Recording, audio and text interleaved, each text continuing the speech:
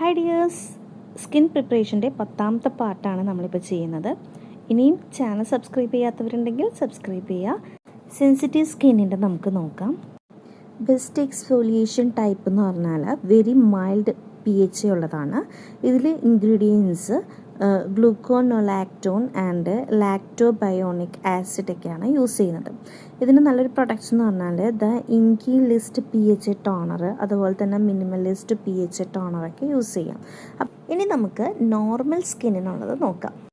Normal സ്കിന്നിന് best exfoliation type chemical or mild സ്ക്രബാണ്. ഇതിൽ products Dot and Key AHA BHA exfoliation serum അല്ലെങ്കിൽ gentle സ്കെറമൊക്കെ നമുക്ക് യൂസ് ചെയ്യാം. ഇത് നമുക്ക് സ്മൂത്ത് ആൻഡ് ഗ്ലോ കിട്ടും. ഇമ്പോർട്ടൻ്റ് ആയിട്ടൊരു കാര്യം, വീക്കിലി 1 or 2 ടൈംസ് മാത്രം യൂസ് ചെയ്യുക. എക്സ്ഫോലിയേഷൻ കഴിഞ്ഞാൽ മോയ്സ്ചറൈസർ മസ്റ്റായിട്ടും അപ്ലൈ ചെയ്യണം.